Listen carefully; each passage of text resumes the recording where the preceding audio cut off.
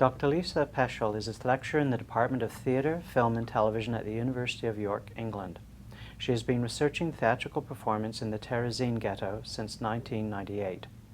Her publications on survivor testimony and scripts written in the ghetto have appeared in English, Czech, German, and Hebrew, and she frequently lectures and conducts performance workshops on Terezín theatre in Europe and North America. Her anthology, Performing Captivity, Performing Escape, Cabarets and Plays from the Terezín Ghetto, was published in 2014. She is a co-investigator on the £1.8 million project Performing the Jewish Archive, funded by the UK Arts and Humanities Research Council. So welcome to Carleton, Lisa. Thank you very much, David. So I'd like to ask you a question to start off really with what drew you to the story of Terezín and the remarkable cultural productions that happened there? It was actually coincidental the way I first learned about Theresienstadt, or as it's called in Czech, Terezín. I was in the Czech Republic teaching English back in 1992 and 1993, the academic year, in a small city south of Prague, but I often went to Prague as a tourist. And I was visiting the Jewish quarter one day, and I wanted to see the old Jewish cemetery. And while I was in line for that, I noticed a display of children's drawings. And I didn't realize at first these were actually drawings made by children in the ghetto. My Czech was not very good at that point, but as I was reading the captions to these sometimes very funny drawings, I started noticing the years, 1942, 1943, and this word again and again, Terezín. So finally put the story together. These were children who were caught up in the war. That didn't surprise me so terribly that children would be involved in these activities, but later that same year I was back in the Jewish quarter and someone was handing out flyers for CDs of music that had been composed in the ghetto. And that's what really grabbed my attention. I thought, okay, children were doing visual art, adults were composing musical works. What was going on in this place? So this lodged in the back of my mind until 5 years later when I decided to go back for a postgraduate degree in playwriting, an MFA in playwriting at the University of Texas in Austin. And this is the topic that came back to me, and I thought, well, this is what I'd like to write a play about. So I spent the next 3 years working with survivor testimony and secondary sources about the ghetto, and then just continued that in my PhD work. So I know you've done workshops with students adapting some of the plays that were written in the ghetto for performances. And I wonder if you could tell us a little bit more about what effect those experiences had on you, on your students, and on your audiences. I've had the great good fortune to take some of the scripts that came to light during my research and work on them with students in various countries. I'll just tell you about one example that took place in the Czech Republic. When I was there on a Fulbright grant back in 2004, 2005, one of my colleagues was at a secondary school in southern Bohemia. So with her and some other American colleagues, we went to this school to work on one of these scripts. And we ended up doing the project 2 years. The first year, we worked on a play that's based on the Purim story from the Old Testament, from the Book of Esther. And then the second year, we worked on a script that had come to light just very recently in a survivor's private collection. And the effect on the students was, it was so interesting to watch them work, because this was a small Czech town. And it's not often that foreigners go there, and especially foreigners don't go there specifically to work with 14 to 16-year-old students. So, and they had been exquisitely well prepared. They had a fantastic history teacher who had taught them the history of Terezín, because that's the one site, the one concentration camp that was located on Czech territory. So they knew that history, and they had even done a project, what had happened to the local Jewish community, what had happened to those individuals who were deported. So again, they were exquisitely well prepared. When they came to work with us, it was this amazing combination of kind of activating what they already knew, working through the history of the ghetto, and then getting used to working with us. Because again, this is a group of students not used to working on international projects. So what we did with them is we took, actually both years, we took parts of these scripts and then interspersed it with information about the history of the ghetto and the information that they had discovered in their own research. So the effect on the students, I think, was both deepening their historical knowledge of World War II, but also having this experience of working as part of an international team and realizing yeah, they also had a really good English teacher. My colleague who was there on a Fulbright had really raised the level of their language, but they didn't realize that until they were working with us and realized we could actually understand them. The effect upon the audience, the second year, the first year was kind of a trial run. It went very well, but we didn't get a large audience. The second year, we had quite an impressive audience for a show that was going on in a small town. By that time, I had gotten to know more people in the Czech scholarly community, in the survivor community, so many of them came down to this little town of Pacov to see the show, including several of the survivors. In fact, one survivor came down to work with us. He was the last surviving co-author of the script that we worked on in the second year, and he had never seen his work performed before because he had worked on this cabaret, but then he'd been deported to Auschwitz before it was staged. So he came down to work with us and explain to the students some of the things that were in the scripts. And then he was there for the performance. And it was just remarkable to watch him react to these teenagers performing something that he had written when he was a 19-year-old in the ghetto. And then he came back, he and other survivors came back to talk to the students after the performance. And everybody was just weeping by the end. It was just tremendously moving. But the effect on us was for me, unexpected, because one of the things about the theatrical scene in Terezín, and especially the Czech language theater scene, a lot of the actors were very young. A lot of them were, for example, like ages 18 to 24 in most cases. So these students were not much younger than these kids who had been actors in the ghetto. And there was one scene where this especially hit home. I played a small role in the play. I played the role of kind of an allegorical figure of death who handed out transport slips at the end of the play to the actors representing those performers who had been deported to Auschwitz. And in the final performance, I forgot to take the slips out with me. So just trying to think quickly about what to do, instead of giving them a paper slip, which I didn't have, I just reached out my hand. And they took my hand. And that is the performance we got, that we recorded. And I'm so glad, because there was this intense moment where they were looking at me kind of uncertainly. And I was feeling this living hand of this young person. And it hit me in a way it never had before. These were kids in the ghetto. And just watching their vibrancy and their involvement in this endeavor created this kind of palimpsest of their identity and the prisoner's identity that I'll never forget. Well, it's given me goosebumps just hearing about that. So I know you recently saw a revival of a performance you developed 4 years ago in Minneapolis to be staged in the Czech Republic. So I wondered how that development process worked, and how did survivors and their descendants react to that site-specific performance that you did? Well, 4 years ago, I had an opportunity to work with professional artists to do an adaptation of one of these cabarets.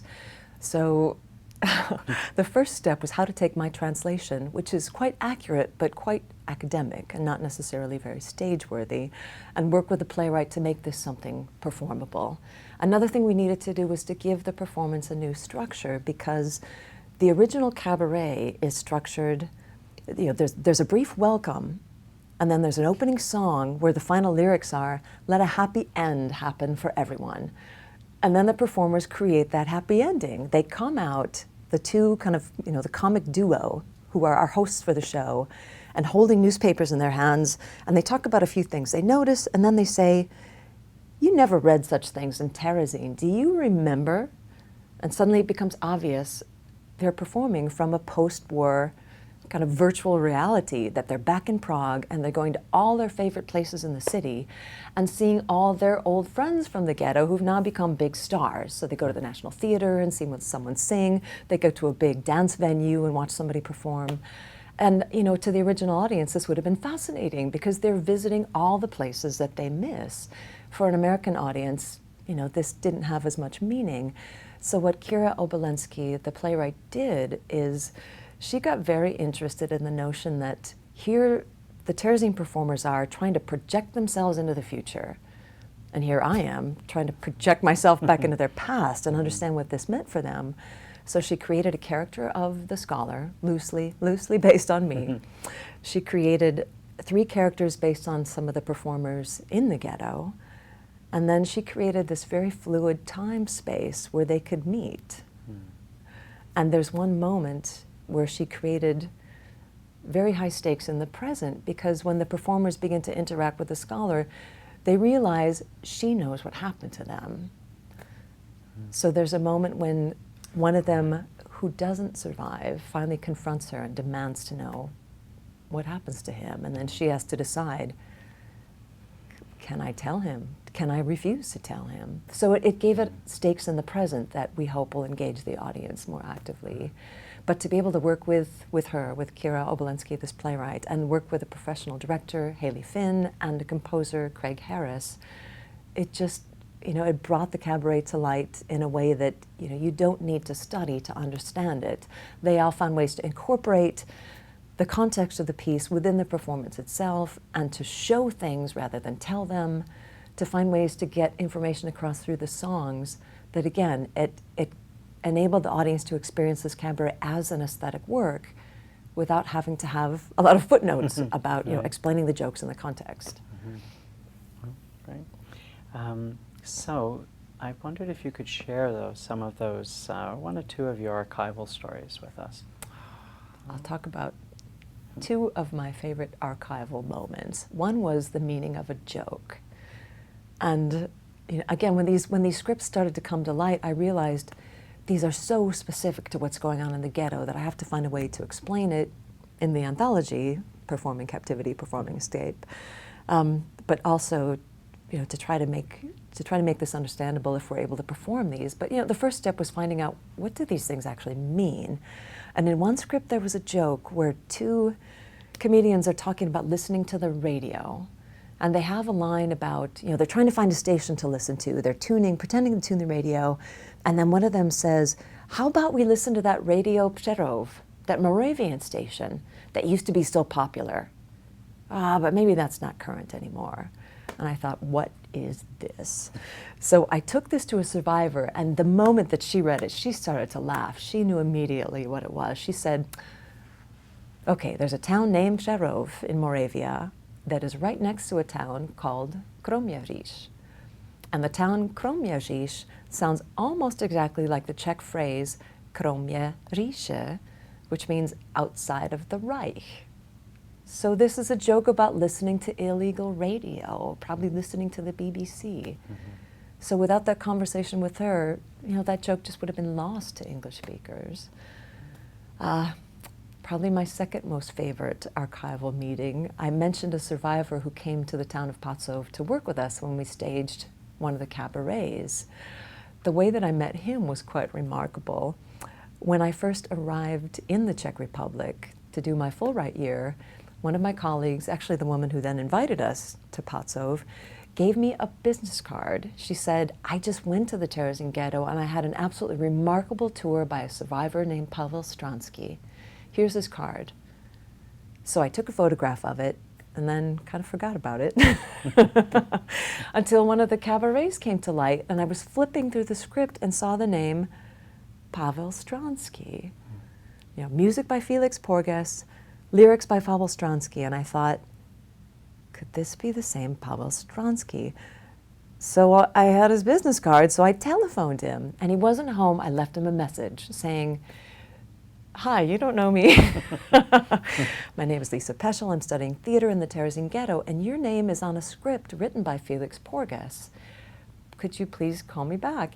And a week later he did, and he said, I don't remember working on a cabaret, but I shared a bunk with Felix Porges, and we used to kind of trade songs back and forth and make up little verses and lyrics together. So it's possible that I did this, but I just don't remember it. And then the 2 of us met, and I showed him the scripts, and then things started to come back for him.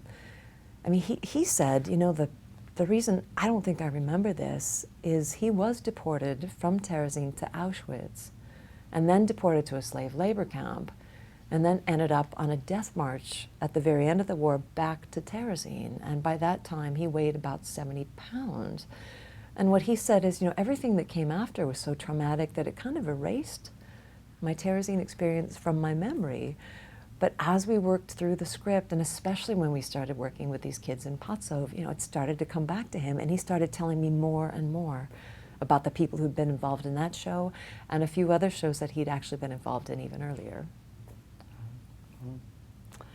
So, finally, I guess that we first met at a meeting of the Historical Paradigm Group at a Performance Studies International Conference. And so I wondered if you could just share with us a little your take on the relationship between history and performance.